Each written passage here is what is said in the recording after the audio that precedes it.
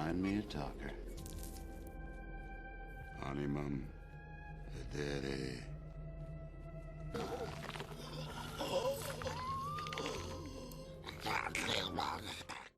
The time has come to speak of terrible things, of ghosts and ghouls and grave wax, of coffins and kings.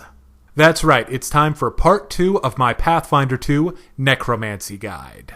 I've dug up a nice selection of spells and abilities that will help you debilitate your enemies, support your undead minions, and get you tossed out of your local chapter of the Mages Guild if Archmage Hannibal Traven has anything to say about it. I've also included a nice selection of undead slaying material for you crusading inquisitors and clerics. I will not, however, be going over the true healing spells in necromancy because I think that belongs in a separate video. I want to start by giving you my picks for spells that you are going to want to have access to from the Necromancy School. Starting with Grim Tendrils. This is available on the Arcane and Occult spell list. It's a level 1 spell with a 30-foot line effect. Casting Grim Tendrils requires 2 actions, somatic and verbal. It requires a fortitude save. Grim Tendrils will do 2d4 negative energy damage and 1 persistent bleed damage to living creatures in the line. When they make their save on a critical failure, the creature takes double negative energy damage and double persistent bleeding damage. On a failure, the creature takes full damage. If they succeed on their save, the creature takes half damage and no persistent bleeding damage, and if they critically succeed, they are unaffected. Grim Tendrils can be heightened every level to increase its damage by 2d4 and the persistent bleeding damage by 1. Grim Tendrils is a good mainstay spell. The fact that you can heighten it gives it staying power, although as you level you may get access to more powerful spells that you will want, but the nice thing is, because it can be heightened every level, you can find a slot for it in spell levels that you don't care as much about and don't have as many powerful mainstays. Also, because it affects a line, you can get more than one target in it if you maneuver properly. Finally, with the sole exception of critical success, all levels on the Grim Tendrils success to failure scale give you at least something against whatever target you're firing at. Next, we have Chill Touch. Chill Touch is available to the Arcane, Divine, and Occult spell lists. It is a cantrip that affects on touch. Casting Chill Touch is 2 actions, somatic and verbal.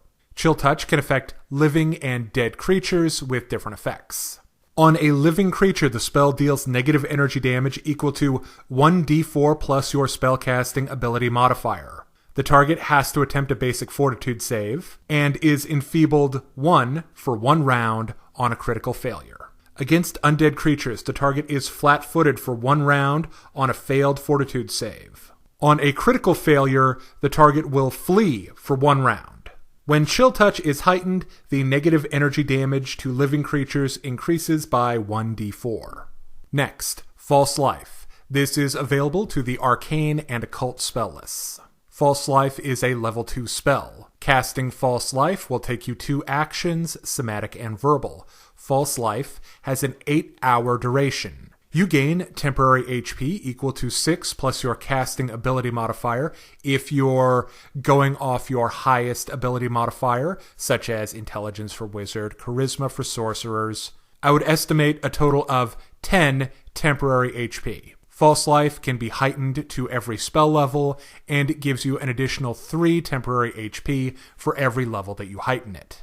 Next, we have an excellent utility spell, Spectral Hand. This is available to the Arcane and Occult spell lists. Spectral Hand is a level 2 spell. Casting Spectral Hand will require 2 actions, somatic and verbal. Spectral Hand has a range of 120 feet, and a duration of 1 minute. What you do when you cast Spectral Hand is you create a ghost hand that can make touch attacks against creatures in range, so that's 120 feet. You can do this anytime you cast a spell with a range of touch, such as Chill Touch. The hand uses your attack bonus, your AC, and your saves. However, any damage to the hand will destroy it, and you take 1d6 damage. The hand moves along the ground and cannot make attacks to creatures in the air. With the changes to attacks of opportunities where few creatures actually get them, I think you're fairly safe using your spectral hand, and you're not going to need to worry about it getting attacked a whole lot. Next, a very useful necromancy spell is Bind Undead. This is available on the Arcane, Divine, and Occult spell lists. Bind Undead is a 3rd level spell. Casting it requires 2 actions, verbal and somatic, and it has a range of 30 feet. You must target one mindless undead with a level no higher than Bind Undead spell level. There is no save against Bind Undead, and it has a duration of 1 day. The mindless undead that you target becomes your minion. This is a really good spell for taking command of weak, wandering undead that can serve as cannon fodder, essentially. Unfortunately, one of the biggest drawbacks is that you can't heighten Bind Undead, because that would make it possible to get control of more and more powerful things as you yourself increase in power, but it still has some uses, and I think it's worth knowing. Especially if used in conjunction with the Create Undead ritual, which has the possibility of the undead simply being out of your control. This will allow you to more directly seize it. The next spell I'd like to talk about is Vampiric Touch. This is available to Arcane, Divine, and Occult spellcasters. Vampiric Touch is a level 3 spell, and it's pretty much going to be your go-to damage-dealing necromancy spell. Casting Vampiric Touch is 2 actions, verbal and somatic. It has a range of touch. But do remember you can change that with Spectral Hand. You must target one living creature. The living creature can attempt a basic fortitude save to mitigate or negate the effects.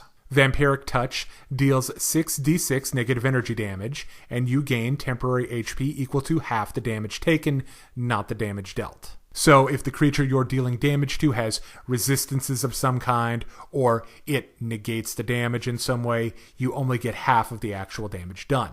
This temporary HP will last for 1 minute. You can heighten Vampiric Touch every spell level above 3rd, and every time you do, you add 2d6 negative energy damage to the damage that you could potentially deal. Next, I have a mainstay cantrip for all you undead slayers out there, Disrupt Undead, which has gotten a huge buff from last edition.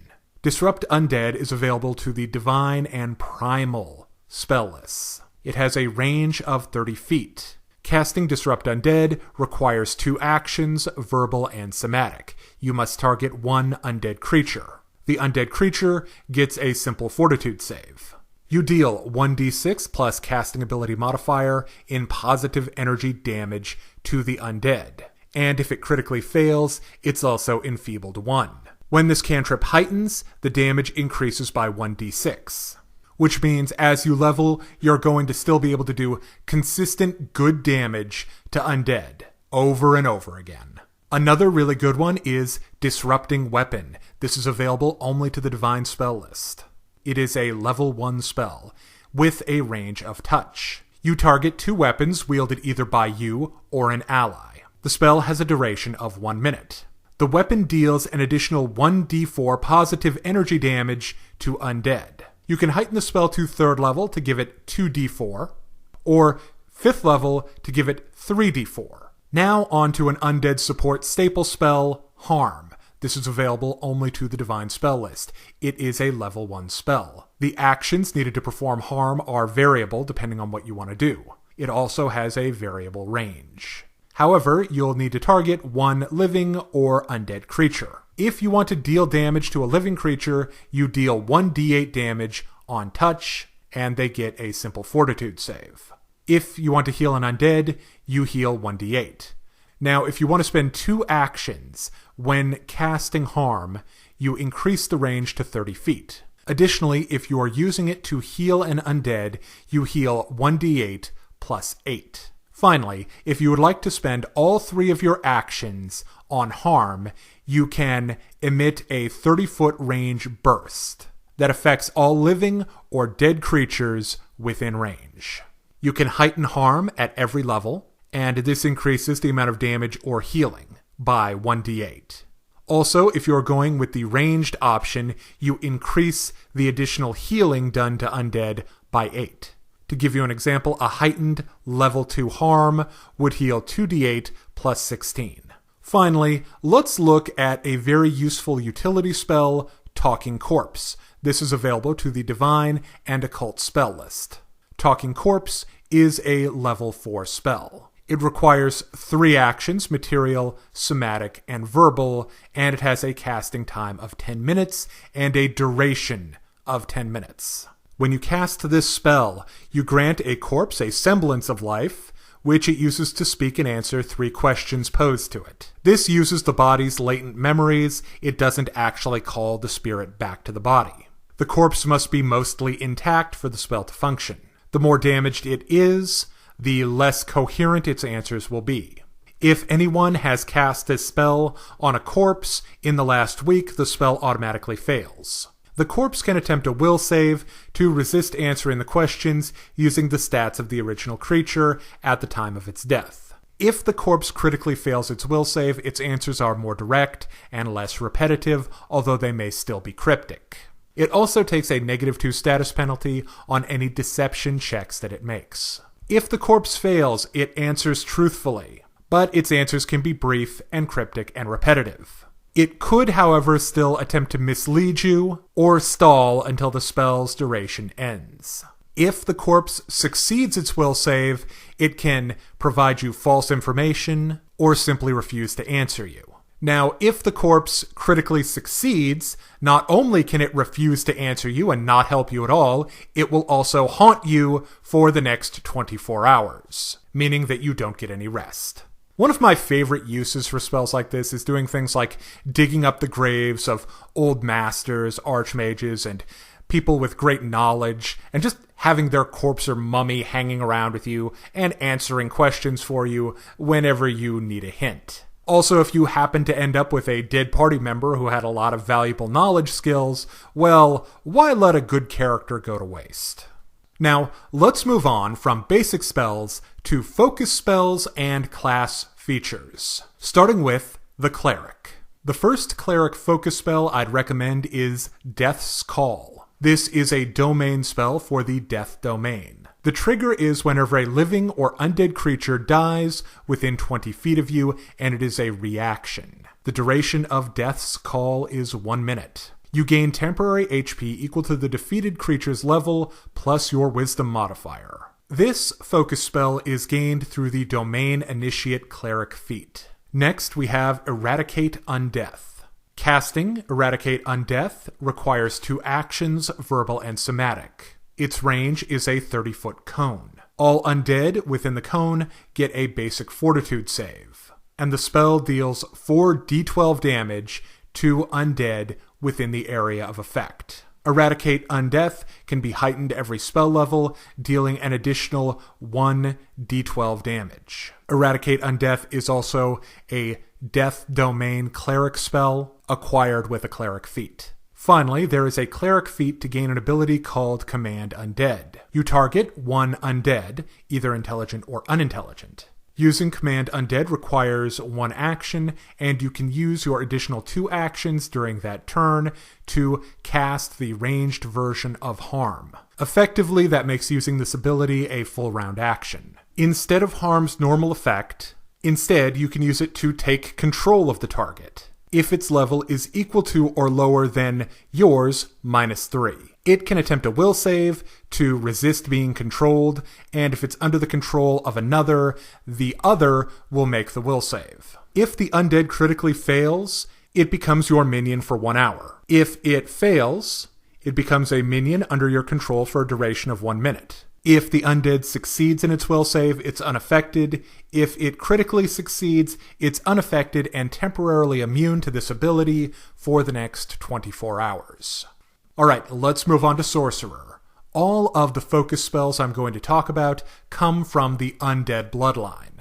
First up, Touch of Undeath. You gain this automatically when you take the Undead bloodline for your Sorcerer. Using Touch of Undeath is 1 action. Using the somatic component, it has a range of touch. You target 1 living creature. Touch of Undeath has a duration of 1 minute. For the duration of Touch of Undeath, Harm spells treat the creature as if it was undead, and heal spells treat the creature as if it was living.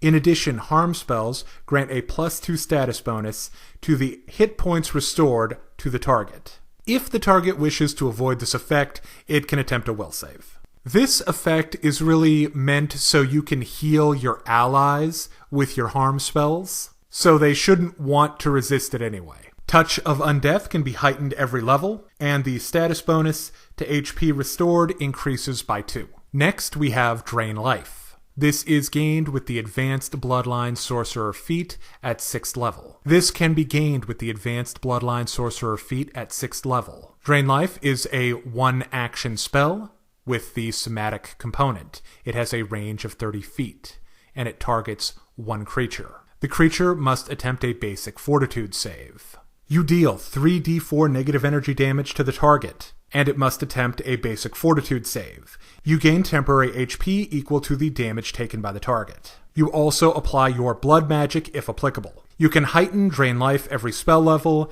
and it deals an increased 1d4. The final sorcerer focus spell I'd like to talk about is Grasping Grave. This can be gained at 10th level with the Greater Bloodline Sorcerer feat. Casting Grasping Grave requires 2 actions, verbal and somatic. It has a range of 60 feet with a 20-foot radius on the ground. It requires a reflex save from the target. When you cast the spell, hundreds of skeleton arms erupt from the ground in the area, clawing at your enemies and attempting to hold them in place. The skeleton arms do 6d6 slashing damage. Each creature in the area must make a reflex save. On a critical success, the creature is unaffected. On a success, the creature takes half damage. On a failure, the creature takes full damage and a 10-foot temporary movement penalty for 1 round. And if the creature critically fails, it takes double damage and is immobilized for 1 round or until it escapes.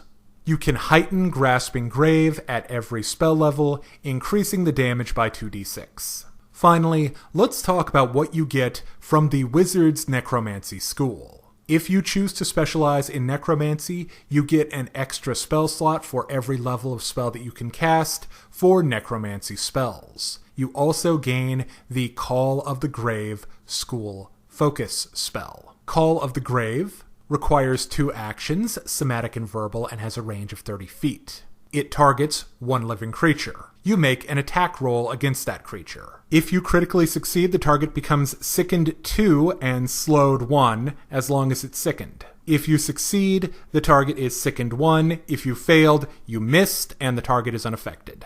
I hope you've enjoyed part 2 of the D6 Damage Necromancy Guide for Pathfinder 2. If you're interested in more class analysis and strategy guides for Pathfinder, check out D6 Damage right here on YouTube. And if you want to take your game further, subscribe to the D6 Damage Discord, where we have discussions, strategy sessions, and all kinds of things to help you play better. Thank you for watching.